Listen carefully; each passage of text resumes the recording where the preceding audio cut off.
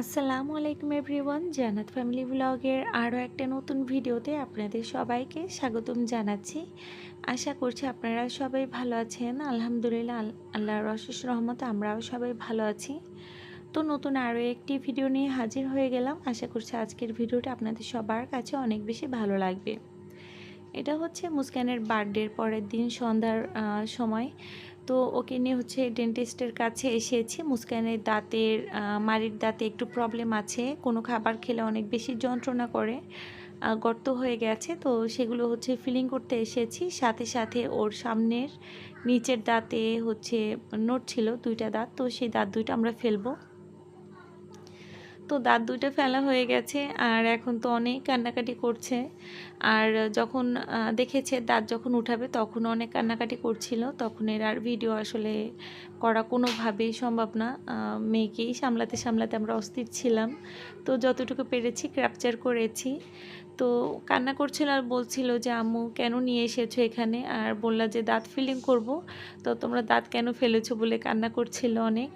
আর মুস্কানের আব্বু হাসছিল যে আমার মাটা বড় হয়ে যাচ্ছে আর এখন দাঁত পড়ে গেছে, তোমাকে তো ফোকলা দেখাচ্ছে, আর তো কান্না করছিল। মানে আমাদেরকে যেমন কেউ না কেউ দাঁত ফেললে আমরা ফোকলা বলতাম, মানে একটু মজা নেওয়ার জন্য। তো যাই হোক, আর এখন কথা বলতে গেলে কথা নাকি এখন আগে আগে বের হয়ে যাচ্ছে দাঁতের ফাঁকা থেকে। তো এখন এর এই যে একটা জার্নি, দাঁত পড়বে দাঁত আবার উঠবে, এই জার্নিটা কিন্তু আমরাও পার করে এসেছি। কিন্তু আমাদের সময় কিন্তু আমার আব্বু আম্মু ওনারাই কিন্তু দাঁত ফেলেছে। বলতো যে দাঁতটা কোনটা নড়ে দেখি দেখি বলে যে কোন সময় টান দিয়েছে সেটা টেরও পেতাম না। মানে দেখি বলতে না বলতে মানে কখন বলেছে আর কখন ফেলেছে সেটাও টের পেতাম না। আর এমনও হয়েছে মাঝে মধ্যে যে দাঁত নিজেরা নাড়াতে নাড়াতেও পড়ে গেছে। আর আমার আব্বু আম্মুদের ওনাদের সাহস ছিল, আর আগের যুগে বেশিরভাগ কিন্তু এরকম নিজেরা বাড়িতেই ফেলেছে। আর এখন দেখা যায় বেশিরভাগ প্যারেন্টসরাই কিন্তু ডাক্তারের কাছে নিয়ে দাঁতটা ফেলতে হয়, বাচ্চারা ধরতে দেয় না। মানে মনে হয় এখন একটা আহ্লাদি যুগ চলে এসেছে, সবাই আহ্লাদ করে করে দাঁত এরকম ডাক্তারের কাছে এনে ফেলে। তো যাই হোক,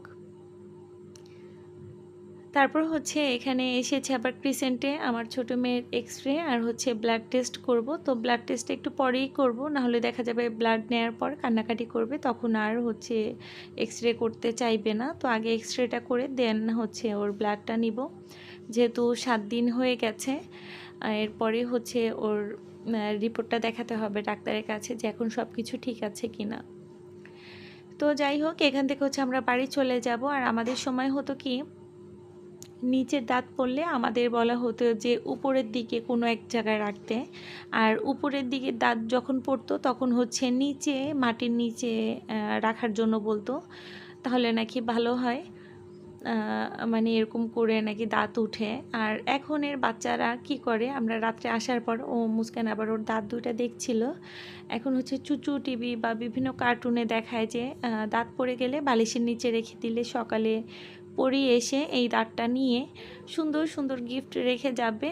তো সেই অনুযায়ী আমি হচ্ছে বালিশের নিচে এখন রেখে দিব, আর দেখব যে কোনো পরি এসে কোনো গিফট রেখে যায় কি না। তো দাঁত দুইটা কিন্তু দেখতে পাচ্ছেন কত পিচ্চি পিচ্চি, মাশাল্লাহ।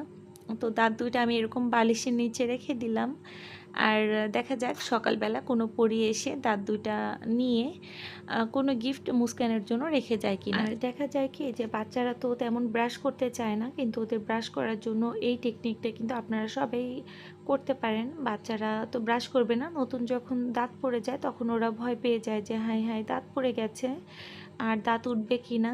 তো সেই জন্য আমি নতুন একটা মানে পরি সেজে আমি নিজেই হচ্ছে এক বক্স চকলেট, বেবি পেস্ট আর হচ্ছে একটা নিউ ব্রাশ ওর জন্য কিনেছি, আর যেটা ওর দাঁত সরিয়ে ওখানে আমি রেখে দিয়েছি আর বালিশের নিচে, যাতে করে সকালে উঠে ওইটা খুঁজে পায় আর ও অনেক বেশি হ্যাপি হয়ে যায় আর মনে করে যে সত্যি কোনো পরি দিয়েছে।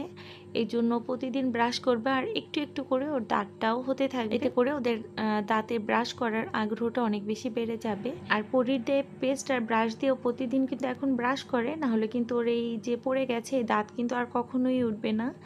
তো যাই হোক, আজকের ভিডিওটি এখানে শেষ করব। ভিডিওটি আপনাদের কাছে কেমন লেগেছে অবশ্যই আমাকে কমেন্ট করে জানাবেন।